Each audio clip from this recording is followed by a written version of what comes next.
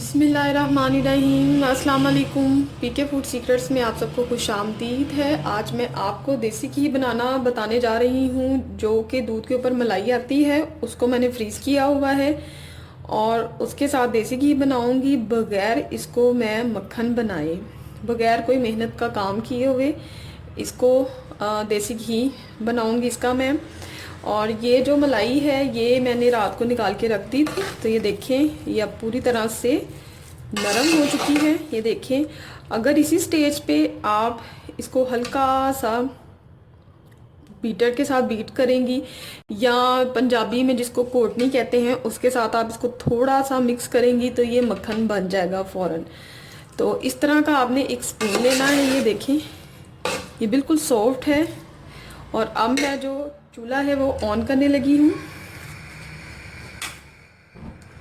आग मैंने जला दी है। इसमें कुछ भी नहीं करना, कोई इसमें आपको मेहनत करने की ज़रूरत नहीं है। बस आपने सबसे ज़्यादा जो एहतियात करनी है वो ये है कि जिस बर्तन में आपने देसी घी बनाना है उसका जो वो हैवी होना चाहिए, उसका जो नीचे वाला हिस्सा है वो थोड़ा सा भारी होना चाहिए। इस तरह से जो देसी घी है वो नीचे से लगता नहीं है। अब मैं इसको मेल्ट करूँगी। जी तो ये देखें सारी जो दूध की मलाई है वो सारी मेल्ट हो चुकी है। ये देखिए बिल्कुल पानी की तरह। और अब मैं इसमें उबाल आने दूंगी। एक उबाल आएगा तो जो आंच है अभी बहुत तेज़ है, फुल आंच है, तो जब एक उबाल आ जाएगा तो मैं आंच को दरमियाना कर दूंगी। जी तो ये देखें इसमें उबाल आना शुरू हो गया है। आंच को मैंने हल्का कर दिया है और अब इस स्टेज पे दरमियानी आंच रखूँगी और मैं अब मुसलसल इसमें चम्मच चलाती रहूँगी ताकि ये नीचे से लगे ना। ये देखें अब मैं आंच को दरमियाना कर दूँगी और साइडों पे ये जो चीज़ें हैं ये साथ साथ, ये जो मलाई साइडों पे लग रही है इसको साथ साथ आपने चलाते जाना है। और आंच को आपने दरमियाने से थोड़ा सा कम रखना है ताकि ये बॉईल होके बाहर ना आए। और चम्मच को मैं चलाती रहूँगी इस तरह से। जी तो 10 से 15 मिनट इसको हो चुके हैं पकते हुए और आंच जो है वो मैंने फुल तेज़ कर दी है क्योंकि इसमें जो बॉईल आ रहे थे, बाहर आने की कंडीशन थी, वो इस ख़त्म हो चुकी है। तो अब मैं इसमें मुसलसल चम्मच चलाती रहूँगी। चम्मच आपने नहीं छोड़ना क्योंकि ये नीचे से लगना शुरू हो जाएगा और साइडों से भी आपने इस तरह से साफ़ करते रहना है। और आंच जो है वो फुल तेज़ है।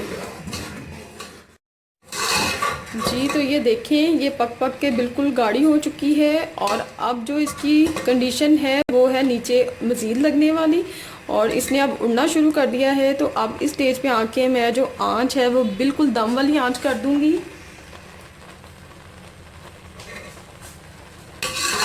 और अब इसको पकाना है बिल्कुल दम वाली आंच पे। जी तो साइडों पे घी आना शुरू हो चुका है। तो इस स्टेज पे मैं इसमें शामिल करूँगी, ये मेरे पास है आटा, लाल आटा है गंदम का, ये मैं 2 टेबलस्पून के करीब इसमें मैं शामिल कर दूँगी, इससे ज़्यादा शामिल नहीं करना। और इसके बाद मैं इसको करूँगी मिक्स।